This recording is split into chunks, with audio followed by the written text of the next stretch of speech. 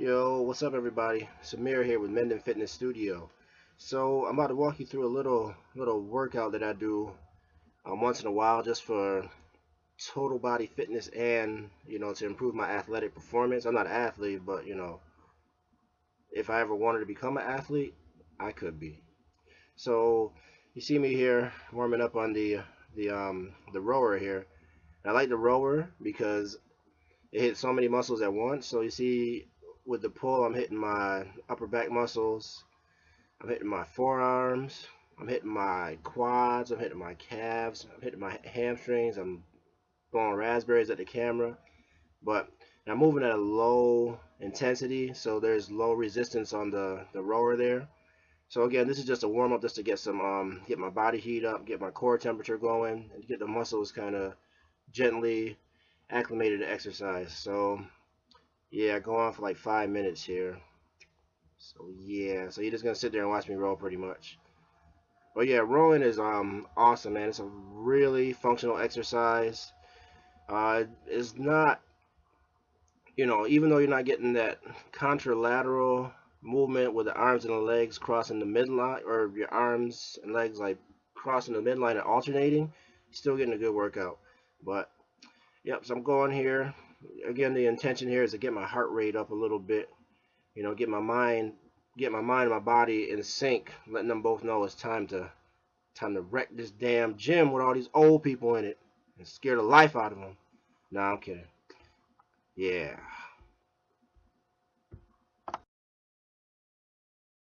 All right, so right here I'm about to take you through a little joint warm up that I do to get my joints warmed up for my exercises on my program. So what I got planned today are squats, deadlifts, bicep curls, some squats, and some deadlifts. So here's the rationale. So that's why I warm up my spine, of course. I want my spine to be nice and flexible. But a lot of people equate flexibility with weakness, but I don't think that's. Yeah, I'm talking about flexibility still. So I don't think that's the case. I think that if your body has the ability to be flexible enough to stop when it senses injury, then you can reduce that potential for injury greatly. So I think that flexibility gives you a certain degree of strength that you just don't get from your strength training. So what I'm doing here these are called windshield wipers, and again, these are to hit my spine, but now I'm hitting my core again. So my standing stick rotation hit my core, but these just hit really force that activation of my obliques and my rectus abs there, and my transverse abs, my deep ab muscles. So getting everything warmed up, just kind of gently picking up the intensity of the warm up there, getting it done, coming up. All right, so right here I'm doing my shoulder joint rotations, and these are something I do no matter what workout I got planned for the day, just because I want good joint health when I'm an older man, or if I decide to become a woman. I want good joint health if I'm an older woman, you know, but I want to keep my joints nice and healthy. But that increased mobility in the joints, that also helps you to perform those exercises that you have planned properly, safely. And with my workouts, I tend to add things in there, so I go by a lot by intuition. So if I feel like my body needs something, I'll throw something else in there. So I do a lot of shoulder, right? So I'm shaking it off like I'm about to punch somebody. See, I was about to punch that guy behind me, but I didn't. I changed my mind. So I get the hips going because again, a lot of hip movement in the deadlift and the squat, which I have planned for today. So I'm really warming those hips up. I see y'all out there laughing at my hula hoops. I don't care. Don't laugh at me. If I catch you laughing, I'm coming for you. I know where you live. YouTube will give me your address. But yeah, I get my hips warmed up really good here. And now again, more with the hips. Because for me in particular, sometimes I get a lot of tightness in the hips, so I need to counteract that with the appropriate amount of stretching those hip muscles and loosening those hip joints. Because a lot of people don't realize there's two different joint mobility and muscle or tissue extensibility. Those are two different things. So you need to train them both, for optimal physical performance too. So even if you're not an athlete, if you have like a job that moves you around, or if you have kids and you want to chase them better, you need to be warming those joints up every day and stretching those muscles. All right, so we're jumping in with the deadlift warm up. So you'll notice that I'm using just my overhand grip with both hands for this warm up, and that's fine. This is just, again, just to kind of get my hips warmed up, my knees warmed up, get my form set, because you can't see it, but I'm facing a mirror, so that's just to get my form all nice and situated, because I haven't deadlifted in a while. So it's always good to take it slow and start over. Always pretend like you're starting fresh. All right, so here's my first set right here. So this again, this is a warm up set. So you're gonna notice about this deadlift set, these deadlift sets, that I'm going pretty slow, and I have to because this gym has like a crappy floor, man. So I can't drop the weight. So this deadlift training session turned into deadlift negative training, which I was kind of pissed about that because first of all, you waste so much energy on that negative, man, and you end up being like so damn sore after negative training, which is just a slow, coming down slow on the down portion. So yeah, I was like, damn, I'm gonna be sore the next day, and sure enough, with those light weights, I was sore for like the next 2 days, man, because I had to go super slow.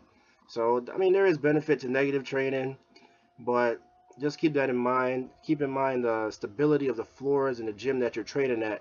If you really focus on getting a heavy deadlift and using the maximum amount of energy that you can for the up portion, which is that pull. So here's my third set. Sorry, I was too busy talking to y'all. I lost track, man. Damn, now I gotta go back. Nah, but you see me here. Now I switched to my mixed grip. All right, so uh, they say that using a hook grip, which is like a weird grip where like you putting a lot of pressure between your thumb and the bar to get it up. They say that works good. I haven't tried it. I just haven't felt no need to try it. So I just use the switch grip. That helps me. The only thing I find that sucks is like if I get really sweaty and my hands get really sweaty, then the bar starts to slip. So that messes with my temporarily messes with my focus and concentration. So um if you get sweaty hands a lot, just use some powder, right? And there's a couple of tips. I'll put a video up on some tips on how you can use powder properly and not get kicked out of the damn gym. Because some people are funny about having like crack looking like substance sprinkled all over their gym. I mean, I would too. So here we go with the slow negatives. So in my mind here, I'm like, damn, man, this whack ass floor. So I'm so mad right now, man. I'm so mad. But I was like, I gotta do it. So I just went with the flow. I said, okay, let's turn this into some damn negative training. And then boom. Next couple days, man, my wife's like, what happened? I was like, negative training. She's like, oh. Yeah. All right. This is my fourth set here. So nothing fancy going on here. What you can't see in between all the editing of this video is, how many conversations I get into. So my rest periods end up being about 3 to 5 minutes, a little bit longer than I wanted to, just because one of my training goals was to force my body to work optimally under low rest, but that didn't happen because anytime I go to the gym, man, I always make a couple friends. I just, that's why you can't make eye contact at the gym, dog. You just got to go in there, pretend like you just broke out of prison. Let's go get your damn workout in. Otherwise, you're going to leave there. You're going to have a college reunion up in that bitch. But, so anyway, here's my last set right here, man. So actually, the long rest did me good. Being a new dad, you don't realize how much energy kids take from you, or how much you put into them until you actually go to lift some heavy ass weights, right? So the long rest did me good, man. But just finishing up, so you see I stop and reset in between each rep there, just to make sure I don't drop the weights to the basement and fall through to the basement. All right, so we're done with the deadlifts, right? The good old bicep curl, a staple of the American male's workout program. The bigger guns get the Huns, I guess. I don't know. But yeah, so I did my bicep curls at this point of the workout because, again, my priorities, or where I wanted to make the best use of my energies, was my deadlift and my squat, because those, like I said, those are your money makers there. So I just did 3 sets of 12 bicep curls and I alternated. I like alternating bicep curls because those force more activation of your core muscles as you're curling on one side or the other. So when one side's working, the other side's staying still. But as that elbow is flexing, core is being activated to a slight degree. But all those slight degrees add up to one big ball of success. So that's my bicep curls. So we jumping into this third set here, and like I said, I'm not really trying to go ham today because I had a long week at that point, so I had to conserve my energy. Right. So again, just hitting those bicep curls. I'm looking in the mirror, you know, telling them guns to grow. Damn it, grow. But yeah, nah. So yeah, that's about it with the bicep curl, man. Nothing fancy. You know, again, my goal was I had a bunch of goals for this workout, but one of my goals was to get some bicep training in, and I accomplished that nicely. All right, so I got some relatively light weights here on my barbell back squat, and again, I kind of wore myself. Well, I didn't wear myself out, but I kind of expended a lot of muscular energy on the deadlift. So, and at the same time, I wanted to get some focused quad, hamstring, and glute training in this particular range of motion. So that's why I wanted to get some squats in. So I took my time. I used 135 there. Did that for a couple reps.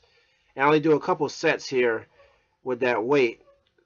So yeah, and you'll notice that I'm doing these squats and I'm focused on getting nice depth. So I'm dropping a little bit, dropping my hips a little bit below my knee so I can get some ass to the ground squats going there. Because again, strength, muscular strength, and mobility, those are like two key operants in like good athletic performance.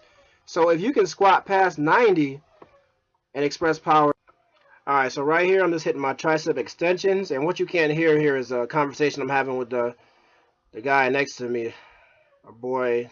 I'm not gonna say his name. You know, he probably don't want his name to be known, but just having a conversation. So we're talking about like different things that he can add to his program to help him burn more fat and build more muscle. So you know, I recommended to him to throw in a heavy day, you know, once or twice. And then another thing too, we say like, oh, today's my heavy day or you know my leg day, but in reality, you're not spending a whole day training. If you want to be more focused about it, all it is really a segment of time.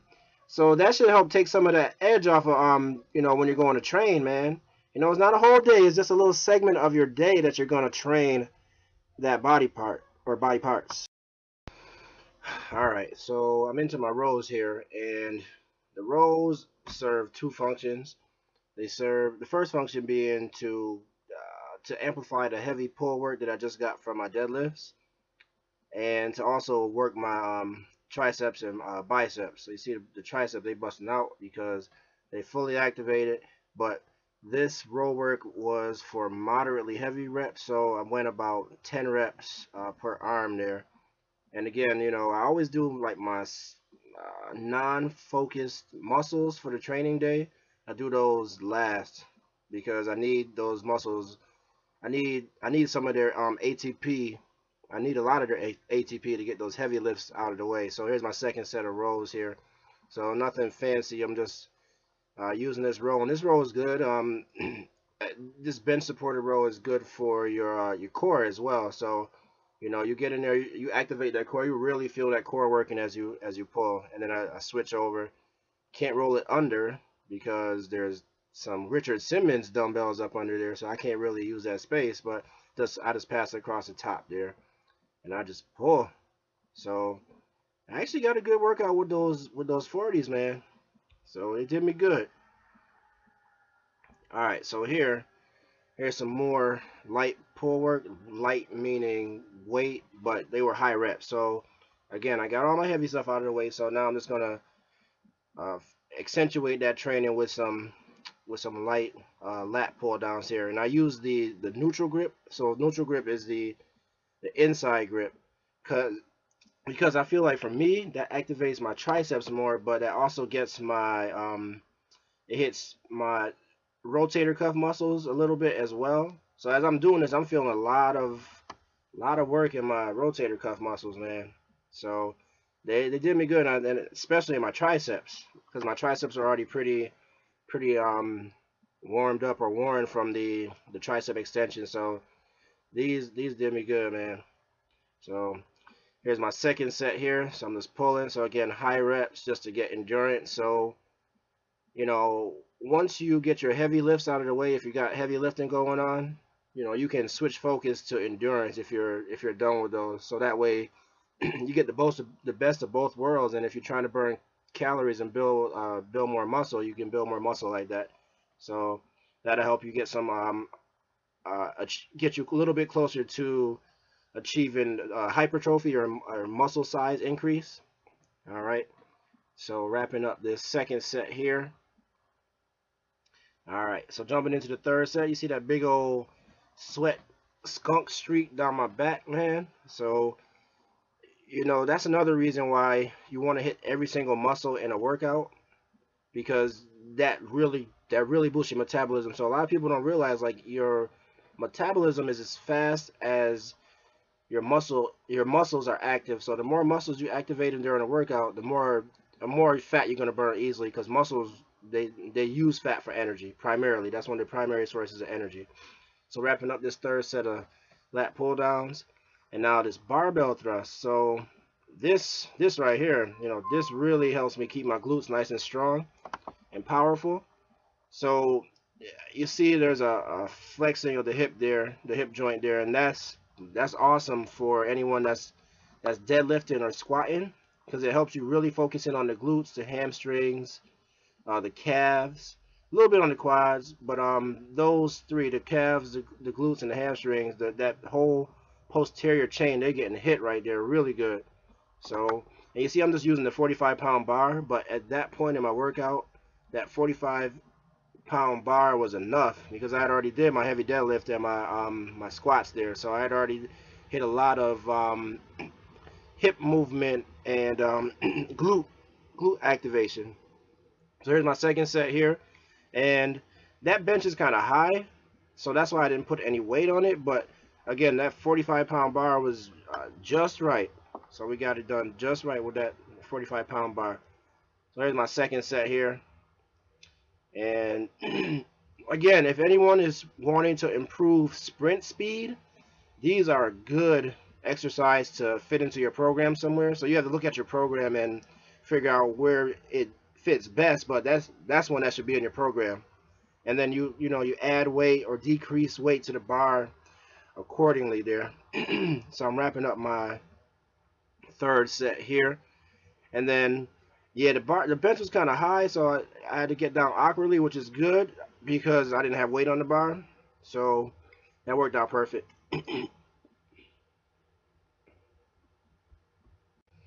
All right, so for core right here, I got my hanging knee raises going on. So, I'm starting to wrap my training session up, but I like the hanging knee raises because they're really good for you. They're really challenging, especially if you have like heavy legs and maybe imbalance in the hip flexors as far as strength in relation to the rest of your body.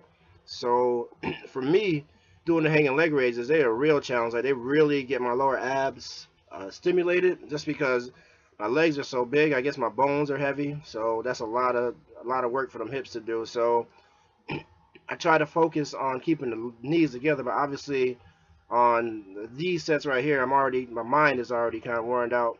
So, because remember, this video is edited, man, so I cut a lot out. But yeah, I'm worn out, so just like, screw it. I'm just gonna get what I can on this. So, but normally when you do your hanging leg raises, you want to focus on keeping your knees together. That will help you activate those inner thigh muscles, so you get more benefit out of that movement. Because again, the focus at the end of the day should be complete control of your muscles. So that's why we work scientifically, so that we have energy to spare to work those muscles the way we want to work them. So wrapping up there with my ashy thumb. All right, so hopping on the elliptical to cool down. So one mistake I see some people make when they're leaving the gym, is they don't cool their ass down. That's a mistake. For one, when you lift weights, when you use resistance, you're shifting blood around the body, so you're moving blood from crucial, like you're moving blood away from the heart to the muscles. So what the cool down does is it helps get that blood that's pulled into the muscles back into general circulation. So now your heart has something to pump in your damn body. So, you know, all too often you hear stories of people, they're working out, they just finish up like a set of work or some kind of movement, and then they just get dizzy and they just fall out. Because one thing that happens when you go from fast moving to just a complete stop is that the blood pools in the lower part of your body. So if that blood is all pooled in the lower part of your body, you think there's any blood for your brain to use? Nah, I don't think so. Unless you got like a lot of blood in you, then yeah, go ahead and just do 50 jumping jacks and then just stop and just start talking and then see what happens.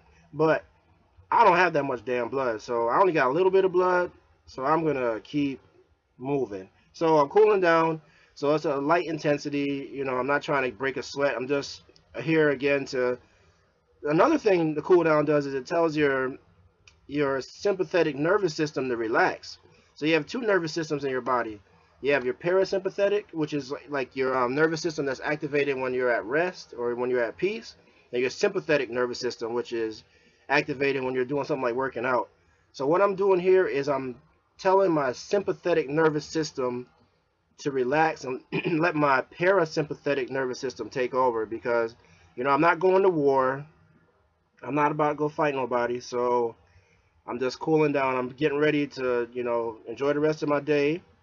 So I need to be at peace. I can't be walking around like in fight mode all the time. Because technically, when you go to work out, you get into a slight variation of that sympathetic nervous system fight or flight mode. Because working out is stressful, man. It's a stressor. I mean, it feels good when you're doing it, but afterwards, the next day, you depending on who you are and how in shape you are, you'll feel it. So use the cool down. Grab a piece of equipment. It don't matter what it is.